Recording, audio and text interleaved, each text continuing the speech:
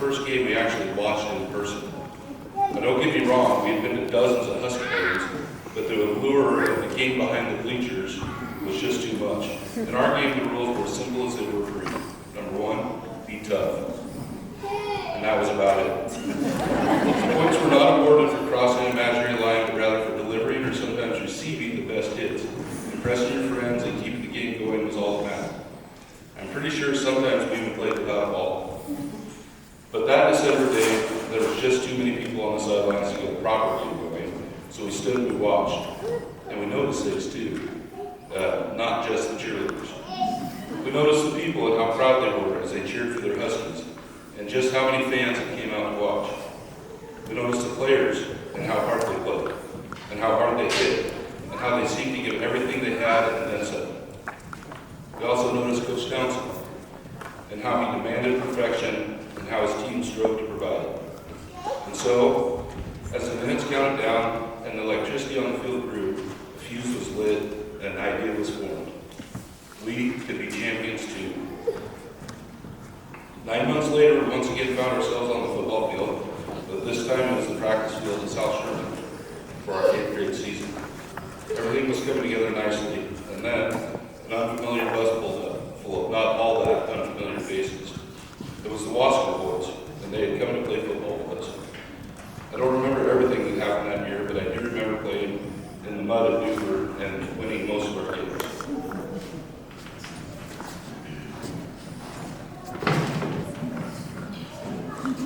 Freshman year started with the merging of North and South Sherman. I don't remember we merged in your 8th years. This definitely took some getting used to, since just a few months earlier they were North Sherman had been the enemy. We had a great group of 12 seniors to learn from in the fall of 1991. As freshmen, well, we also got quite a little bit of playing time because of a lot of lopsided wins during the league play. On October 27, 1991, after the homecoming game and dance, the gym caught on fire right here, and it was a total loss with about 95% of everyone's football gear. Through a lot of generosity, we all had new gear within a few days. Some of the helmets weren't all the same color, but we had everything we needed to continue into the playoffs. We ended up winning the first round of the playoffs against Prairie City, and also won a state semifinal against Crane, putting us in the 1A state championship against St. Paul, who we knew was a very good team. This game would be played at Parker Stadium in Corvallis. It was a very cool experience for us to be able to play and practice in such a big stadium. The game didn't end up going in our favor. We ended up losing 58-28, but we definitely got a taste of what it was like to make it to the big show.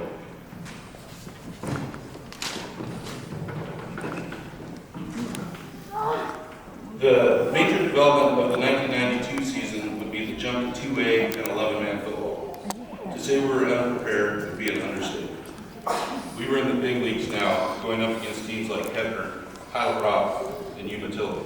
Every team in the league had their way with us that year. But we stuck together, and in the last game of the year against West McEwen, we fought for each other. A cheap shot, and then retaliation for the retaliation. A rivalry with boards. Fall of 1993 brought coaches Townsend and Sutherland back to Sherman County football for another run. This was our introduction to the wing T offense, which, if I remember correctly, Coach Sutherland's father ran this offense when he coached at Bandon High School. Did I remember that correctly? This was a very simple offense. We used about 5 run plays mixed in with a pass every other game or so. But it started working. We weren't getting blown out anymore. We were hanging in there with decent teams, and then started winning some games too. Our final game of the season was with Western McEwen. If I remember right, they were winning the league. At this point, we had a 3-4 record. There was even a slight chance of us getting into the playoffs if everything fell into place. We ended up beating West McEwen 8-6 in what was the most physically demanding games that I ever played. I'm sure everyone here remembers that game as well as I do.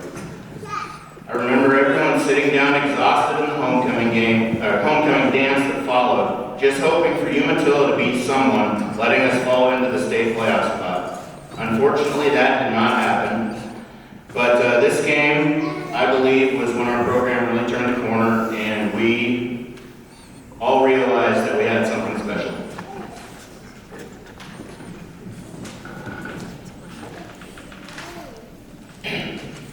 When the coaches poll came out in late summer of 1994, we were ranked in the top 10 in the state. The problem with that was Weston was ranked several spots higher. Motivation. The league schedule had flipped, meaning that instead of playing them the last game of the year, as we had the previous 2 seasons, this year they would be our first league opponent. Time to get to work. In our preseason games against Goldale JV, who we beat 48-20, and Neoconi, who we handled 38-7 at home. Then we got on the bus and headed to Athena for the biggest game we'd ever played up to that point. The game certainly lived up to the hype. We took an early lead by running back the opening kickoff for 6. From there, it was a back-and-forth game until the middle of the 4th quarter, when we got the ball with a 2-point lead. We managed to drive the ball the length of the field and scored with less than 2 minutes left on the clock to put us up by 8. Before the conversion, Coach Townsend called a timeout, and the words he said in the huddle still ring in my ears today. He said, "If you put this in, you can't be beat." Just a simple statement of fact, but the way he said it made it seem like it was much more than just this one football game. Well, we did in fact put it in, making the final score of that game 30-20. The next 4 league games were against Sherman, Rock, Umatilla, and Stanford. We dominated those matchups by a combined score of 130-39. We then had a non-league game at the Roundup grounds at Milton against their JV team, which we won 30-12. It was a fun experience to play on a little bit bigger stage in such a historic place. We finished up league play by staying perfect on the season, beating Watonga 44-26. On to the playoffs.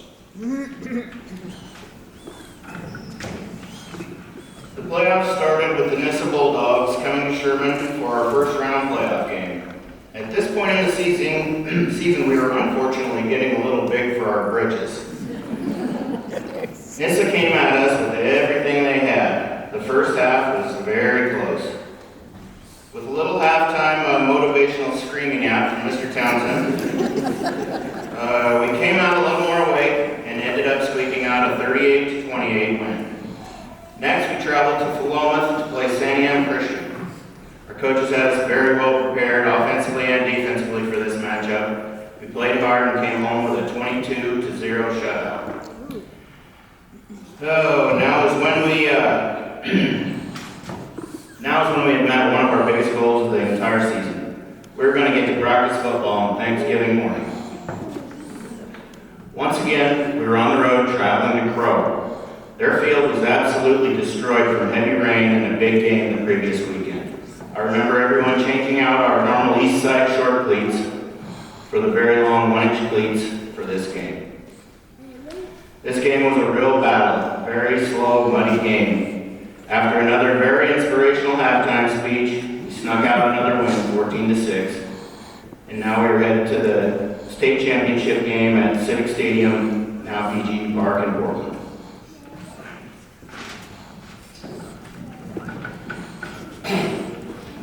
In the week leading up to the championship game, we were informed by the press with a new article every day about just how good the Santiam team was. We didn't really need reminding. We knew they had overcome a 14-point halftime deficit in Western Cuba the week before. What it did do was grate on our nerves a little bit.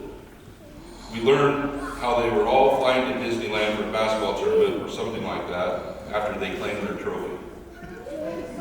We also heard about how they were bringing 7 bus loads of screaming fans to the game. We were the third and final game that day at Civic. We watched the first 4A semifinal from the packed stand before we headed into the bowels of the stadium to our locker room.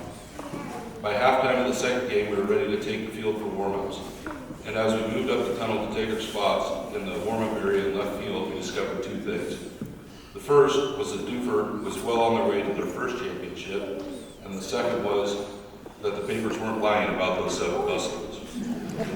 Seemingly every blogger from Sandy Am spread around that influence, and let's just say they didn't give us a very warm reception.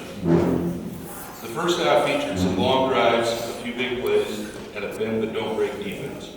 We headed to the locker room up 14-0, reminding each other the whole way that that was the exact same score in Athena the weekend before, and vowing that what happened to the Tiger Scouts would not happen to the Huskies.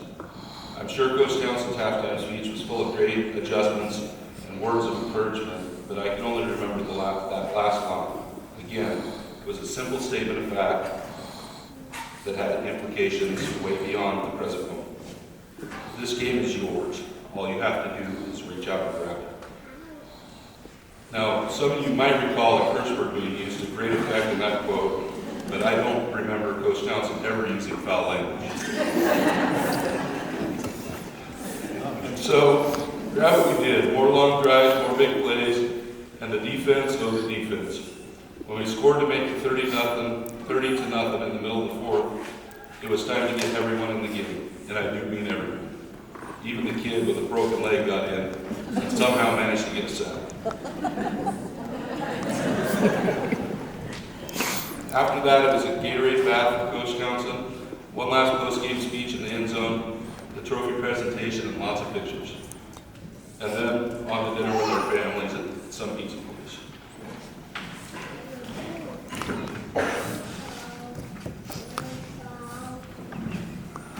Their memories are a lot better than mine. But I will say a couple things about this team, and then just a little short story or two. But this was really an excellent football team, and in my mind, being involved in football and coaching in the state for a long time, my belief, probably one of the best 2A teams that ever was. We were the smallest school in the state in the 2A level by far. Sandy Am was about 3 times our size at that time. But believe it or not, we had size. You can believe that one. We had speed.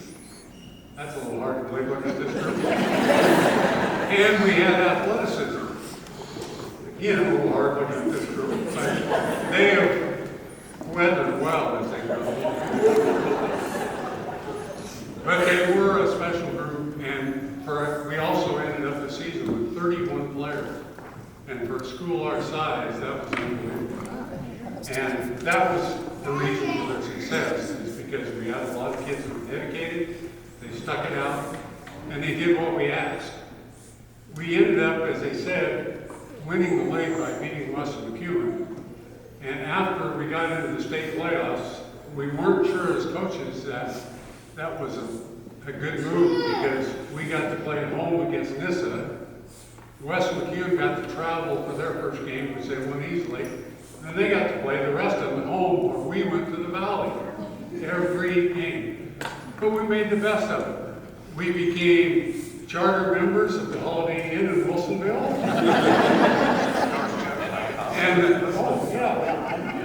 And we also made the Chuck Wagon our favorite restaurant. And you can imagine they were glad to see us every time we showed up. But that kind of pulled us together. It was we got so that we liked the Holiday Inn so well when we played for the state championship in the Civic at Portland. We went on out to Wilsonville and stayed the night there and drove back in for the state championship game. And the only other thing is they mentioned one thing about Sandy Am, and it seemed like every time we had a chance to play for a state title, somebody from the Oregonian must have liked us, because they always gave us some bulletin board material. And they wrote a big article just that week before the game, because they mentioned about Sandy Am. But the big thing about it was that Sandy Am's defense had given up like 12 or 14 points on the season. They had shut out everybody. And we had given up some number of like 80 or 90, so we didn't have a chance because we couldn't do anything. Well, I think that we had a tendency to put things like that on the bulletin board, talk about our defense must not be very good. And as they mentioned, the final score was 30-0. They didn't score. The difference was this group, we let everybody play. Sometimes some of these guys would get mad because they didn't play as much as they thought they should. But we didn't care if people scored. All we cared about was winning and going on and having a good season. So we were very lucky. I've been very lucky to coach a lot of good people. Work with some great coaches. Coach Sullivan, Coach Parker, and Coach Liebergall on this group, and some other people on some other teams. And this is a great honor for this group. Well deserved. What a great group.